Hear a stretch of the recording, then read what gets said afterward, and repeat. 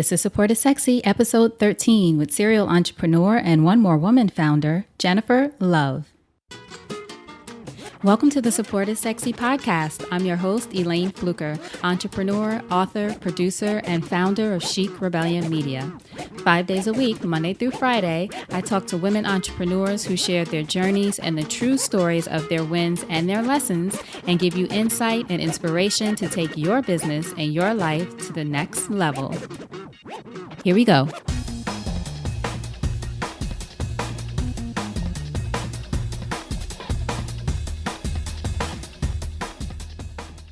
Hi, everyone. Welcome to a new episode of Support is Sexy. I am so happy to have you here because, as you know, it just would not be the same without you. Today, we have such a great guest. Her name is Jennifer Love. Jennifer is the CEO of One More Woman. And One More Woman is a high-performance educational and advisory community helping women entrepreneurs take the stress out of the money equation. And we need that in our lives. So she helps them effectively raise, make, manage, and give money. Jennifer is a serial entrepreneur with 17 years of experience, and she has helped companies raise more than $100 million, including some that have even won investment on Shark Tank. So what we're going to learn from Jennifer today is the best way to build relationships with potential advisors and investors, why it's more difficult for women to receive venture capital investments, which we hear a lot about, but it was very interesting to hear someone who's raised money and who's actually been in those rooms talk about it. The 3 keys to be prepared for when you walk into that investor meeting, especially as a woman. There are things to consider. It just is what it is. And she goes into all that it is in this episode. And why your self-worth equals your net worth, which I thought was such a powerful statement for so many reasons. So not going to take up any more of your time with the intro. I want you to hop right into this episode. So without further ado, Miss Jennifer Love. So Jennifer, thank you so much for joining us on the Support is Sexy podcast. I'm so happy to have you here. Well, I'm happy to be here. And I mean, what's not to love about that, the name of your podcast, Elaine? Oh, thank you. Thank you so much. So my first question for you is a question I ask everyone. When did you first fall in love with entrepreneurship? Oh my goodness, Elaine, I think I've always been an entrepreneur. Mm-hmm. You know, if I look at what my strengths are, I'm futuristic, I'm strategic, and I'm all about relationships. Those are the categories that I'm really strong, which means that I'm able to really see how things come together.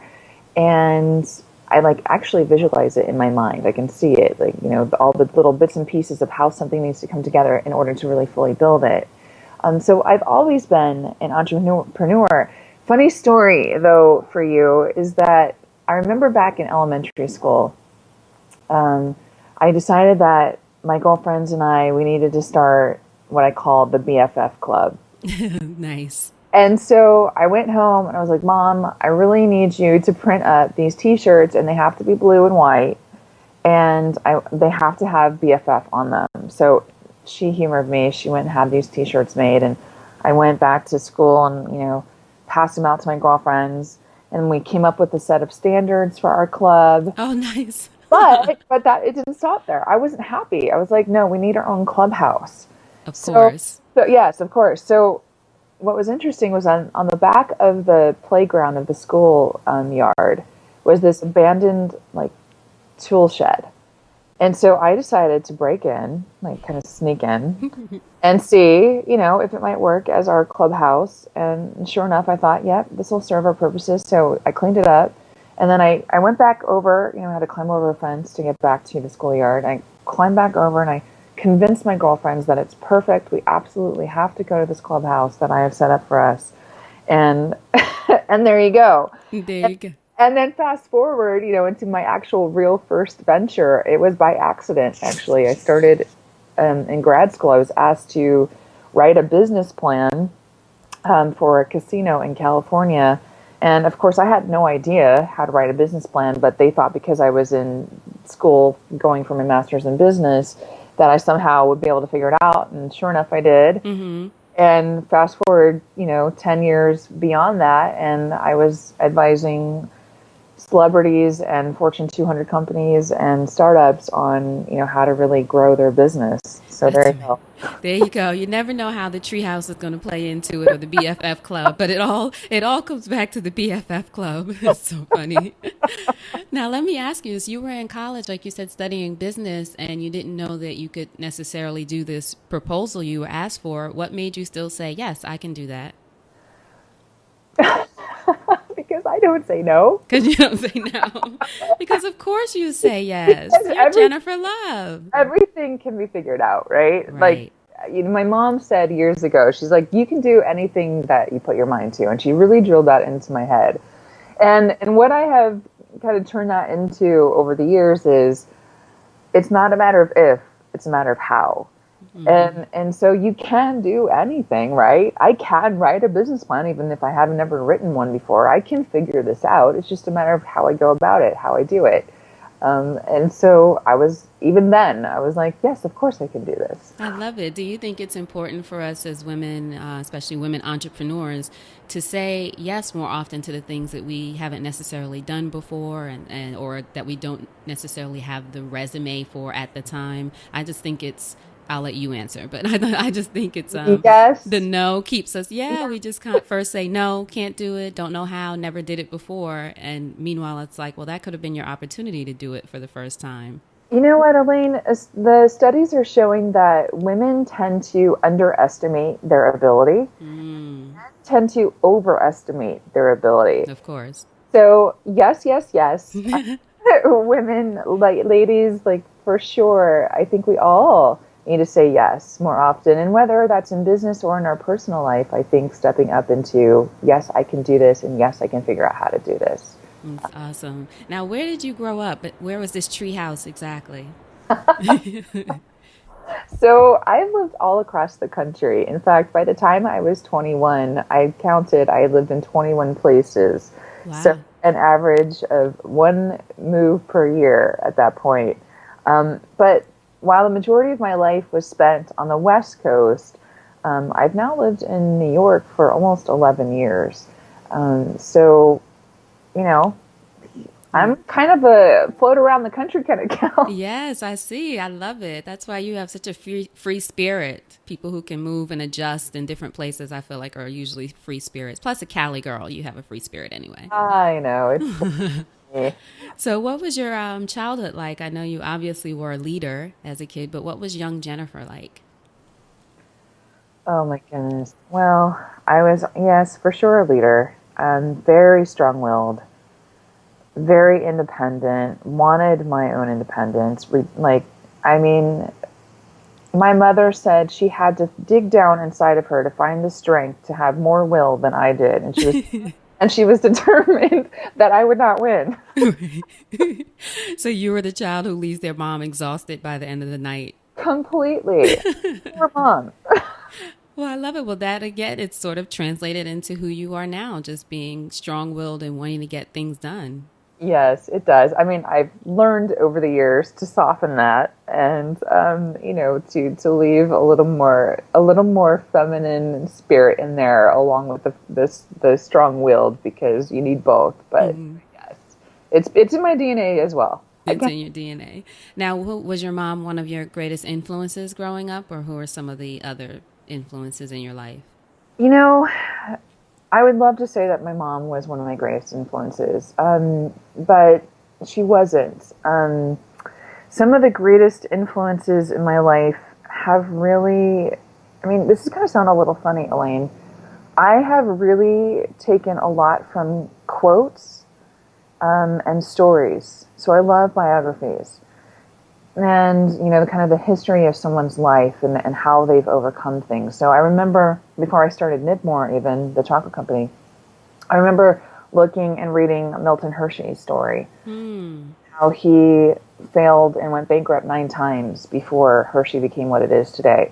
And I remember standing there in the museum at Hershey and getting chills all over my body and literally being physically transformed and mentally and emotionally transformed in that moment, because I realized the power of persistence, the power of believing so deeply in what you're doing and in yourself, and how that in spite of what others might see as failures, that if you turn that into learning, that you can get wherever you want to go.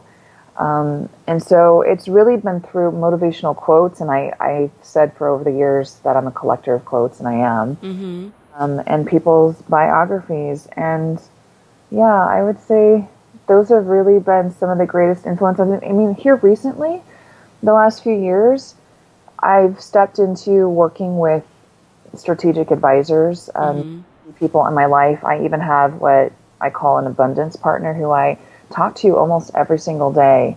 And it's a new form of partnership that she and I are experimenting with. So I definitely have key people in my life who influence it. And, you know, I was just reading the other day this really great quote from Roy Williams. And it goes like this. It says, "A smart man makes a mistake and learns from it and never makes that mistake again. But a wise man finds a smart man and learns from him how to avoid the mistake altogether."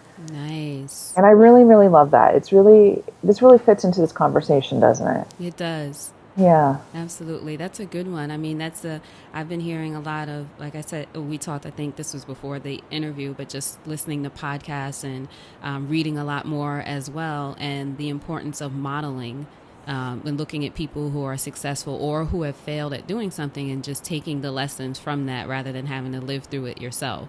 Exactly. Yeah, that's wonderful. I didn't know you were a collector of quotes, but I did know that you always have good ones. So now, now I understand why.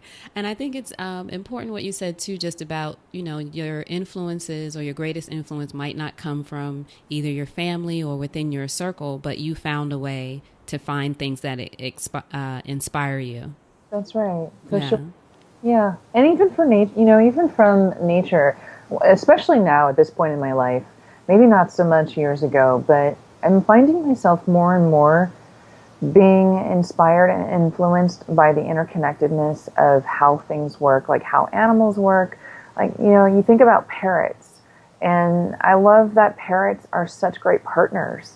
I mean, they mate for life and they take care of each other. I remember being in Australia several years ago for a few months and watching these parrots that fly free. You know, they're not caged. They're in Australia, and they would groom each other, they would feed each other, and they just loved on each other. And I ended up going and doing the research on parrots to find out that they mated for life. But what was beautiful and inspiring and what influenced me was that taking care of each other. Right. And so there's so many inspirations, I think, just from nature or, you know, animal kingdom or, you know, the inner workings of things.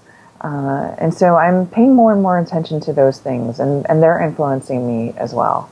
And you have to make space for even those kinds of observations too, right? Everyone talks about the hustle, and I was talking to someone else, we talked about this whole rise and grind thing, and it's like, well, can I rise and just smile and meditate and, you know, get my mind right before I jump into whatever the grind is? And I feel like more and more people are becoming aware of the importance of creating space for observations like you just mentioned. Well, because we're getting tired and sick. Yeah, exactly. That's right. You're Yeah, right. Something has to change. Something's got to give. that's right. Yeah. So let's talk about some of the ways you've been loving up on companies and raising more than 100 million, raising or helping to raise more than $100 million working with different companies. Yeah, well, Yeah. Well, what's that? Tell us what's that process even like? well, it really starts with building relationships.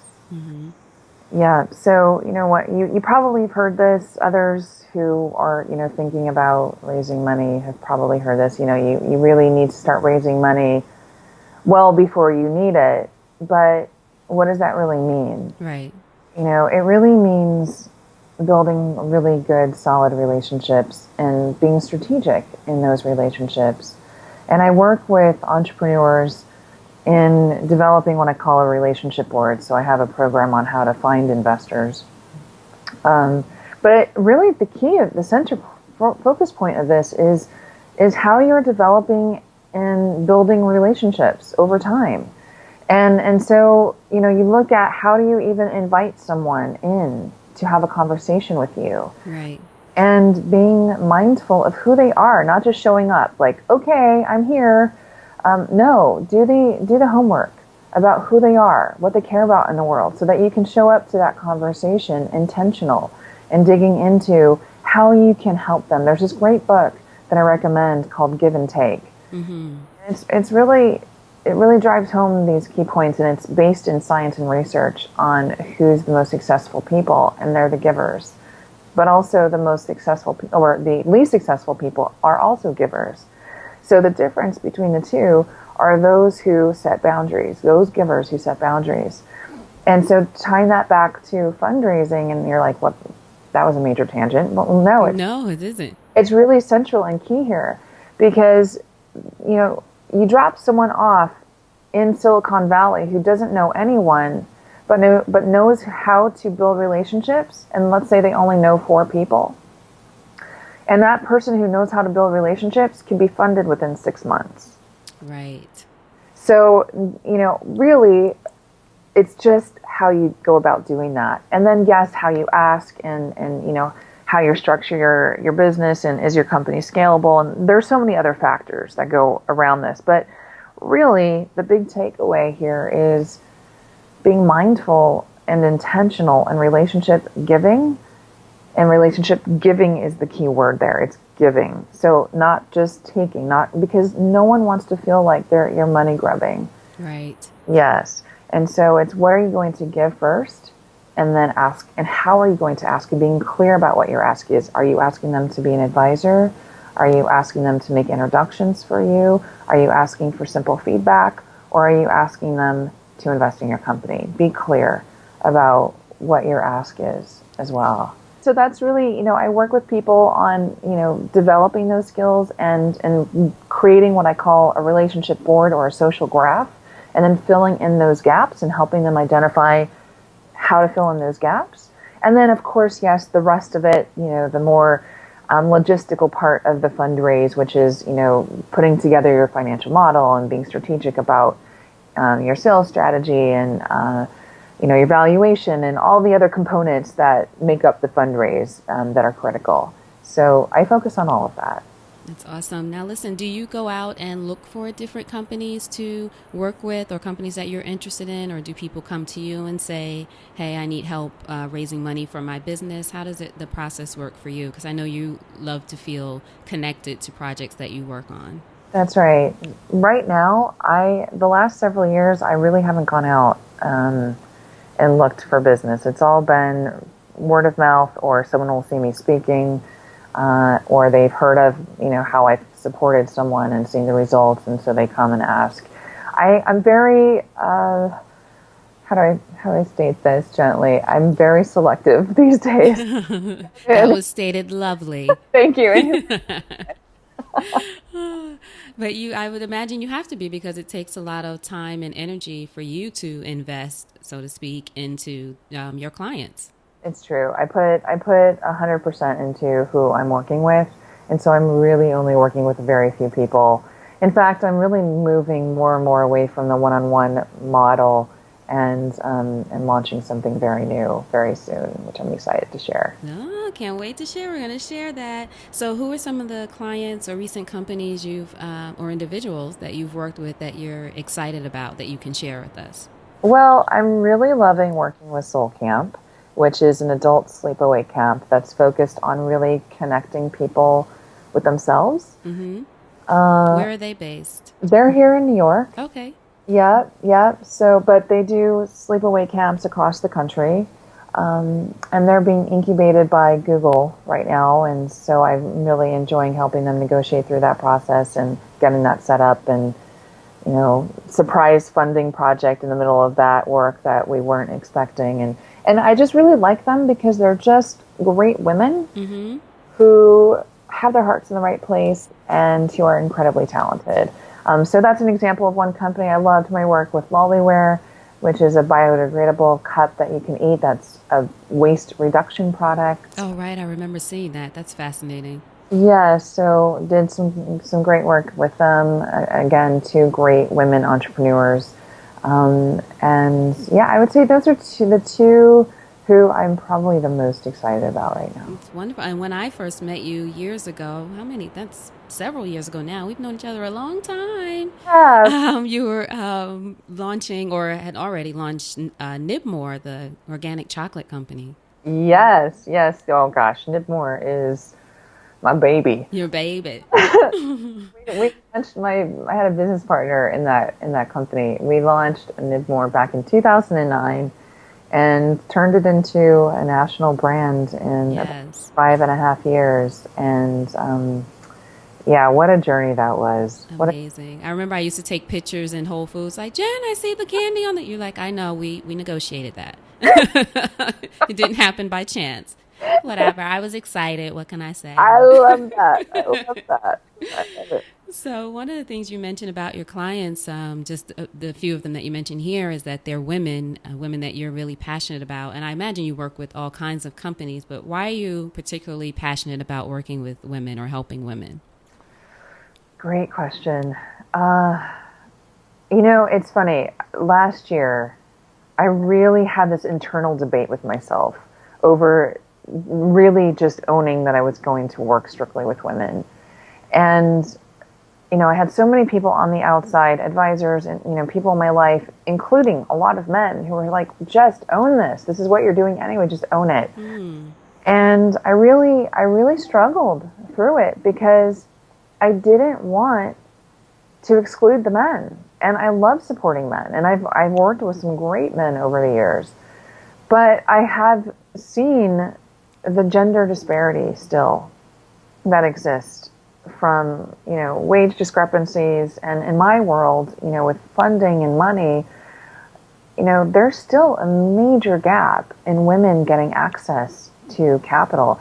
In fact, there's only 3% of all VC money that goes to a company that's run by a woman, and only 7% of all VC money that goes to a company that even has a woman on the executive team. So only a total of 11% of all VC money is going to any company that has a woman either running it or on the team. That's terrible. that's terrible. And we're talking millions of dollars. We're talking millions and millions of dollars.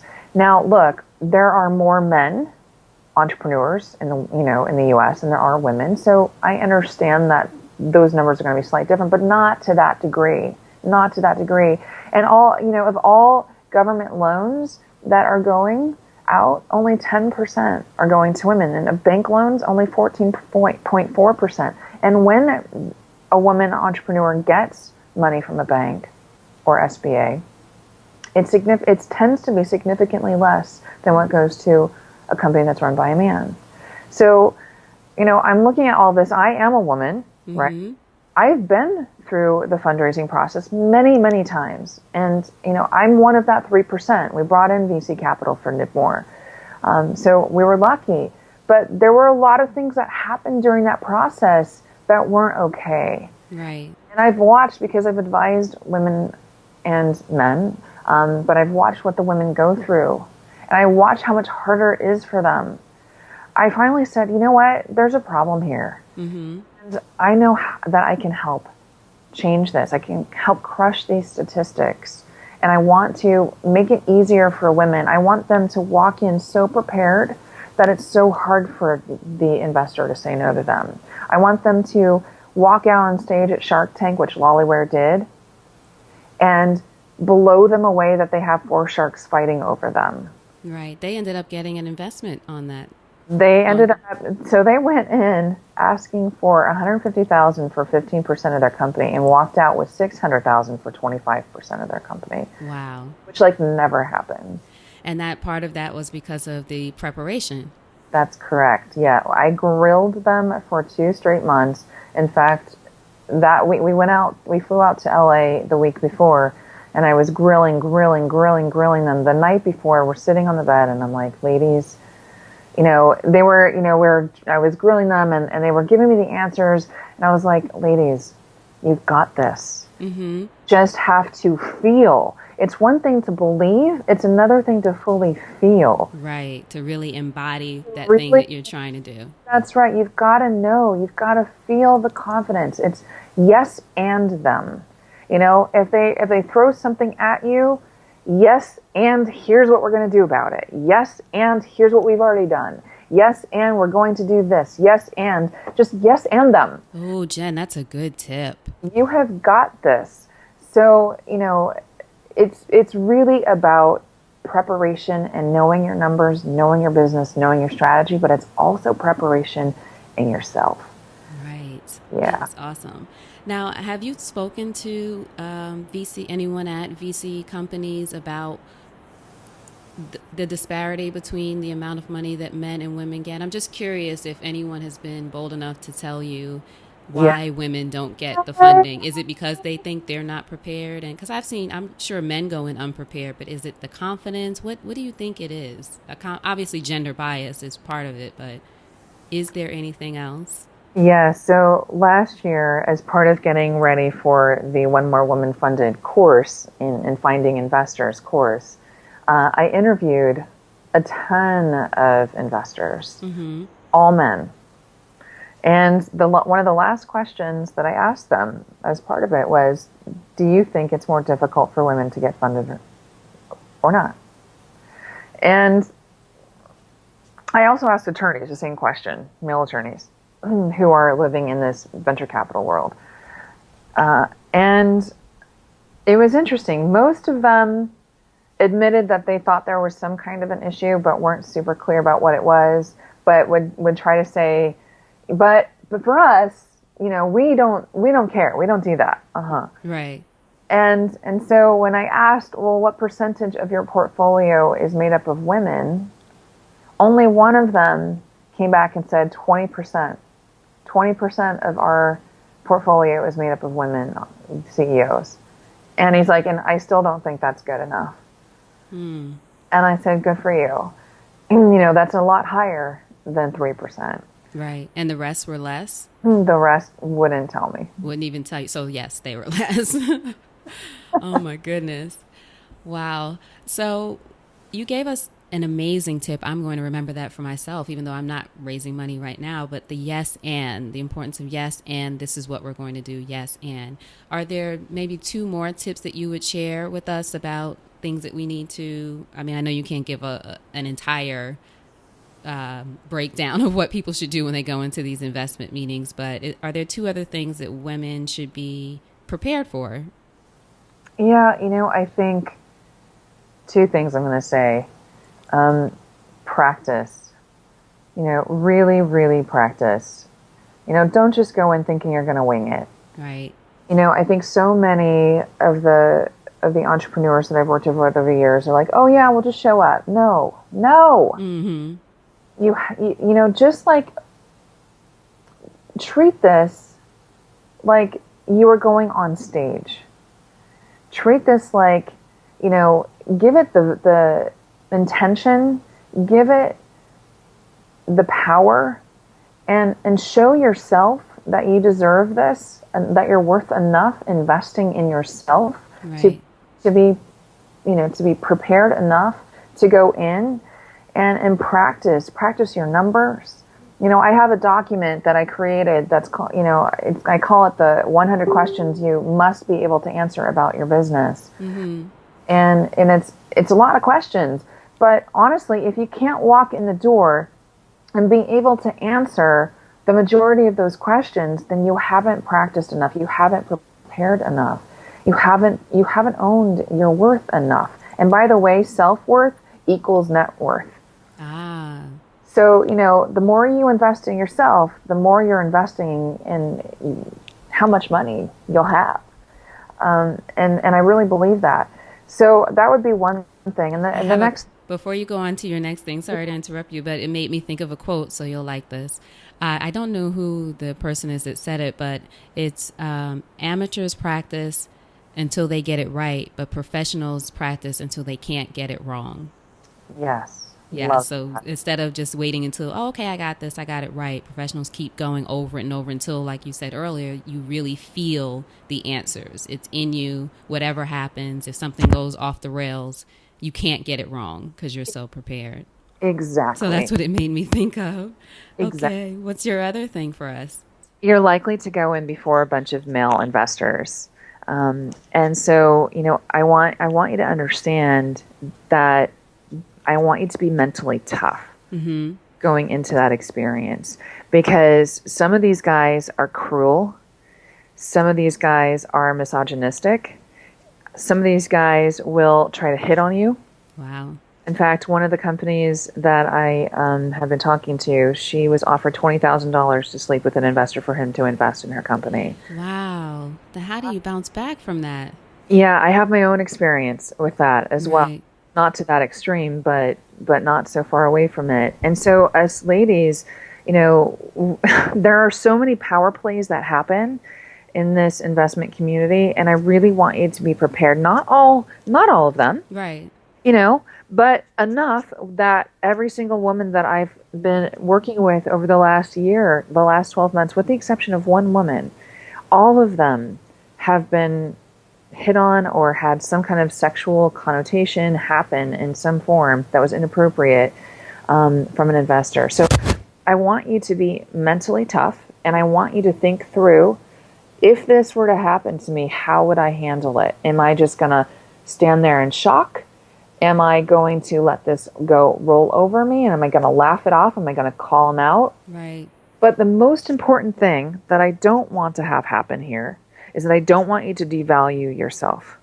Because what happens for a lot of these women is they walk in and they experience that, and then they think, well, and they go to the next meeting and that person isn't hitting on them or isn't trying to do some kind of a power play, but yet is not giving them the kind of valuation that they deserve for their business. So, go in mentally tough. Go in advance thinking through, if this were to happen, or if he were to be cruel and say something mean, how would I respond to that? Be prepared for that. And then, if that were to happen, you're going to walk away, because you're not going to take on that kind of a partner. That's like running a marathon with the wrong kind of shoe on. You're not going to put an investor in your business that is going to end up likely leaving you with blisters, bloody, possibly in the hospital, right? Exactly. And doesn't value you in so many ways. That's right. So, but moving on into the other relationships, make sure you're not devaluing yourself just because you think it's the best that you can get. That's great advice. Wow. I hadn't even thought of that part of it, where people they're not even, beyond taking your business seriously, they're not taking you seriously. That's right. Yeah. Wow. Great advice. Thank you. Of course. What would you say in the past year is the greatest lesson you've learned about yourself as a woman, whether it's in business or otherwise? Wow. I would say embodying self-care is the key to success, for sure. I've been a hustler, Elaine. I know. You've seen me over the years. Right. I've been a hustler, and in that, I've tended to put others or the business before myself. And what I realized the last year, 2 years, but really embodying the last 6 months to a year, is that, and I'm going to just say it, self-care is the most selfless act that you can give to someone else. So, take care of yourself first, and then take care of everything else. Everything else can wait. So that's been the greatest thing for me. That's amazing. Self-care is the most selfless act that you can give someone else. And I'm glad you're taking care of yourself even more now. Thank you. Me too. So tell us about the One More Woman initiative. We talked a lot about women entrepreneurs, your work with women, and I know you have this great initiative you're working on called One More Woman. Tell us about that. Yes. So I mentioned that, I spent some time last year doing some research and struggling through owning, supporting and really empowering these women. And I finally just came to it that, yes, I'm going to own this. I'm going to just stand up and say, I'm leading this. You need help, and I can help you.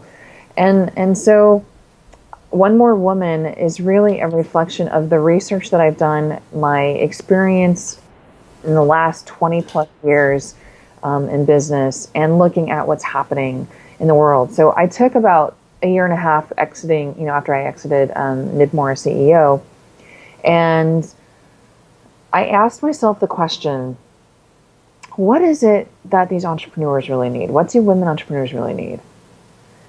And what can I help solve? How can I make this better and easier for them based on my skill set, based on my experience? And then with all this research around what's happening in the investment community, and then also researching and surveying some of the high-performing women entrepreneurs in my own network, realizing how broken their relationship with money is. Incredibly broken, and which broke my heart. And so One More Woman is really a reflection of the buckets that I see. You know, I told you earlier that I'm a futuristic and very strategic, and I see all the parts, right? I can see this. We need the access to the money to really scale our businesses, whether that's investors, whether that's crowdfunding, whether that's bank loans, whether it's alternative lending, or whether that's just, come on, increasing our prices. Right. Right? Yeah, that's a good point. That's one big bucket. And then fully monetizing our business, and also really managing our business finances well, being good stewards of our business finances. And I find so many women entrepreneurs, they tend to not want to deal with the finances. They tend to be afraid of them. They tend not to want to budget. And that just doesn't work for a business. You have to use metrics as a decision-making filter to allow your intuition to really guide you fully. And then under this whole umbrella is this whole conversation of self-worth equals net worth, right? And so when I look at all these buckets and I looked at what's happening, you know, I found myself on a plane ride back from LA to New York several months ago saying, when you put this all together, what have you got? And no joke, Elaine, what came up for me was bippity boppity boo. Of course. Magic, right. And I was like, what is this? Like Cinderella story. So I started thinking through the Cinderella story. And the Cinderella story is really fascinating. So you think about it, and she was born, her birthright was given to her, where she was set. She had a father who, you know, had set things up for her well, right? For her family. He dies, and what happens? The women in her life are keeping her down. Right. The stepmothers, the stepsisters, right? Yes. And this is epidemic for what has happened for women through history. We are so afraid that if another woman shines, that it dims our light somehow, but it doesn't. In fact, I believe that we're living in a world today that's dying. We're on planet Earth, and planet Earth is suffering. And we're trying to now figure out how to colonize space because we're afraid that in a few years, we're not going to be able to continue to live here. Right. Because we're destroying the planet. Because we're destroying the planet. And so I'm saying, wait a minute, us ladies, we are nurturers by nature. We know how to restore things. We are so good at that. And so we must stand up. We must rise up and do and take power in business and really turn things around. And if you look at, like, even what happened in the country of Rwanda post its genocide, where 80% of the men of that country were slaughtered. What happened was the women stepped up and not only restored the roadways, but they turned around the nutrition system, the education system, and the economy. And their economy is so strong today, and it's run by women. And they're becoming self-sufficient and not having to depend on the men to do right. That's right. So, you know, continuing down the Cinderella story with this, like, I believe that we must rise up and support each other as women. And why? Because we need to turn this world around. We need to restore planet Earth. And women with access to money and business and power in business, we can do that. And so continuing down this journey, what happens, right? The moment she thinks she's going to be able to go off to the ball, she's stripped of her clothes and she's devastated because she's like, I now cannot go to this ball. Right. She runs out into the garden in her darkest moment of despair. And what happens? She calls in the fairy godmother. You know, the fairy godmother appears, right? However you want to look at that calling in. But it's in the moment where Cinderella not only sees and kind of believes that the magic is happening, but she feels it. She She's like, feels it. she's like, I deserve to go to the ball. She embodies that magic. And that's when the dress appears and she's transformed and off to the ball she goes, right? And then what happens? So off to the ball she goes, she comes back, she ends up being rescued by the prince, and her life has changed and the life of others has changed. But I'm saying, but what if in the moment that she says, I deserve to go to the ball, that she also says, I deserve to have the support system that I need, that I deserve to know how to manage my numbers, that I deserve to get funded, that I deserve to go invest in myself, to have the kind of skill set that I can effectively be a CEO and master that so I can set up my own kingdom. Thank you very much. That's I do right. not need to be rescued by a man. I can co-create with him and we can join both kingdoms together. And what kind of impact, Elaine, does that create in the world? That is powerful. Right. Now that is a Cinderella story. That is rewriting the end of the Cinderella story. And what I found was that the Cinderella story is it when I went and did the research on the history of it, it dates back to before AD and crosses all cultures with slight variations to it. And so I'm like, wow, this is incredible. This is ingrained in us. No wonder. And so I'm studying epigenetics right now, which is the study of how disease, but also belief systems and emotions are transferred through DNA and how certain things express that disease or belief or emotion, and how then we can turn it off. So, my belief is that it is transferred. I don't know that to be true yet. We have to fully study this. But if it is transferred, then how do we turn that expression off and then unbreed that out of us as women, that we don't deserve, that we need to play smaller, that we're not good with money, that if we charge what we're worth, we're a whore, or that we shouldn't be making more than our father, or that we're not lovable if we're powerful with money, or that other women will think we're a bitch. No, let's turn this around. Let's support each other, lift each other up, and be powerful with money so that we can make the world a better place together. And I asked myself, how do we do this? And I said, we do this one more woman at a time. I'm asking one more woman to stand up in her power so that we can support her to make millions of dollars every single year. Because it's not about the millions of dollars. It's not about the money for money's sake. It's about money for what that money can do to transform her life and the life of others and the life of the planet. And so when I looked at how many, women entrepreneurs there are in the world today, there are 200 million women entrepreneurs today. And when I asked myself, how could I support just 5% of those in the next 5 years? And what would that do if I supported just 5%? 5%, right. Which is 20 million women entrepreneurs in the next 10 years. If I just supported 20 million women to make $1 million in revenue or more every year, what would that do? And when I ran the numbers on that, Elaine, it's billions and billions of dollars. Do you know what that is? That's an economic global shift. Right. That is changing the world. And so now I'm on this journey to support women entrepreneurs to make millions of dollars in their business every year, getting them access to the capital they need to scale it, looking at how to fully monetize it, and managing those business finances while we're owning our worth in the process. Thank you very much. I love it. Yes. Rewrite the story, control the narrative, support is sexy, one more woman, the whole thing. I love all of it. I'm like trying to sit still here so I don't knock the microphone over. That is amazing. I'm so glad I asked that question. I was excited about the initiative, just hearing the name and knowing a little bit about it, but that is magnificent.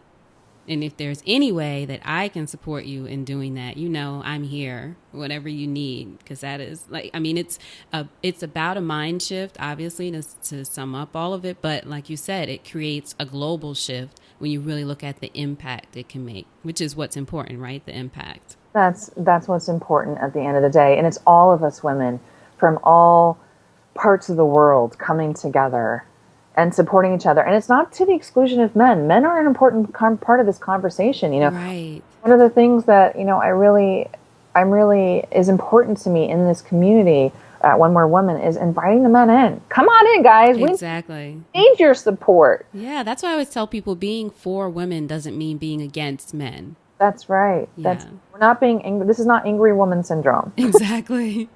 Exactly. This is a woman with a mission and wanting to see her impact in the world really magnified. And knowing, like you said, that she deserves the things that she desires. That's right. That's right. I Yeah. love it. And now, one of the things that was on your site, actually, leading from what we just said, I saw a beautiful quote: "The future will be led by entrepreneurs that place importance on social impact as much as financial gain."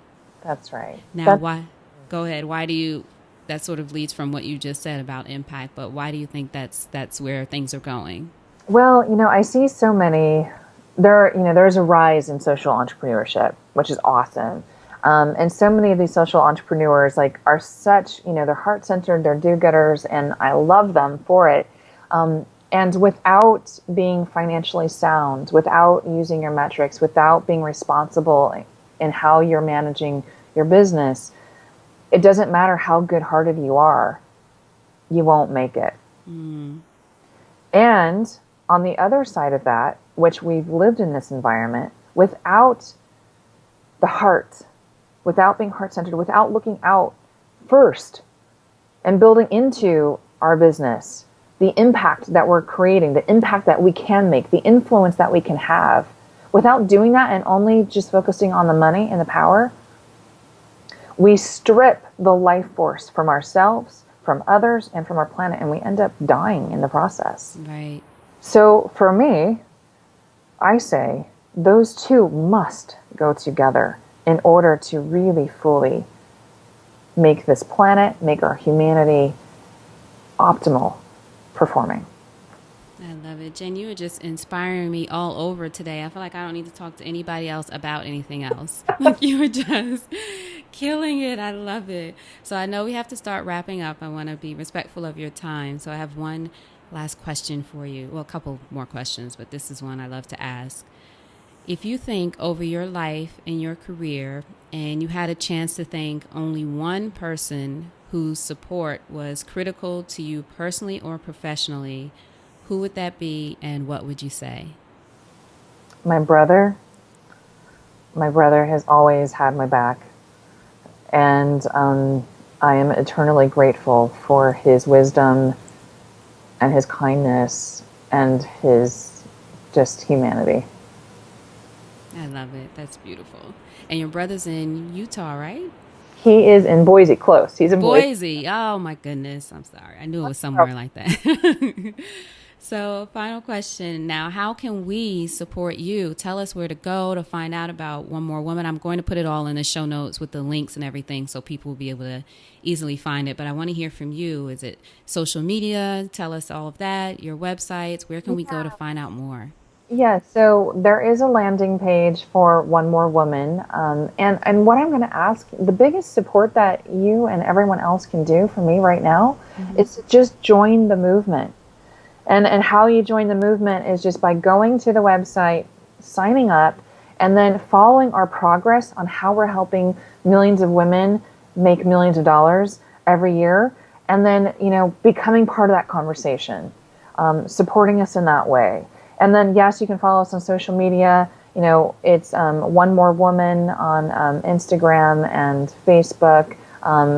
Soon Twitter. Right now it's JLoveBiz, but we're switching that over right now. So you can go to jenniferlove.com. That's my personal site. But onemorewoman.com is really where I'd love for everyone to go and join the movement and just become another woman, or become another man who supports another woman in this process to changing this whole world. Awesome. I will definitely have those links in there so people know exactly where to go. So last thing, Jennifer, and thank you, first of all, so much for being here, sharing your wisdom and just your passion as you always do. And I just love you for even always supporting me over the years and telling me what you just told the story about Cinderella, that I can do it if I put my mind to it. And there are people there who support me. I remember one of the things you said at an event we went to, and I was complaining to you that I felt alone sort of and trying to figure things out. And you said to me, I remember this, your sisters are here to support you. Do you remember saying that? I do. Yes, yeah. I remember. And that totally shifted things for me. Like, yeah, I deserve support. There are people here to support me. Why am I struggling trying to do all of this myself? So that really, thank you for that. so Of much. course. I Of course. appreciate you. So, what's a parting piece of advice you have for us, and then I'll let you go. I'm just going to circle back around to something I said earlier, which is self care is the most selfless act that you can give to others. Take care of yourself first, and the rest of it will fall into place. Excellent. Jennifer, thank you so much. Thank you, love. I love Okay, you. hold on 1 second. All right. Thank you so much for listening to that episode of the Support is Sexy podcast. And I do hope that you got some inspiration from it. And the challenge is for you to do at least one thing. Take one thing from the episode, at least one thing. You can always do more, but at least one thing that will help you move one step closer to your dream. Whether that's launching a business, writing a book, whatever that thing is that you want to do, take something from this episode and move one step closer. And what I'll also ask of you, if you can tell me what you think about the episodes, what we've been doing, what you want to hear, what you like, what you experience while you're listening, go over to iTunes, leave us a review, and let me know what's going on. What are you thinking? What are you feeling about the show? What else can I do to be of service to you, which is what this is all about, to be of support to you. That's our buzzword, right? You can also go to my website, elainefluker.com/podcast. So that's ELAYNEFLUKER.com/podcast. Hear more episodes there. Also have a bunch of great videos, tons of information. It's where I'm going to be spending a lot of time, and it's where I'd love to connect with you. So again, thank you so much for listening. I truly appreciate you and your support. And the most important thing I want you to remember is having it all does not mean doing it all alone. So now, go out there and create something sexy, and I'll talk to you soon. Take care.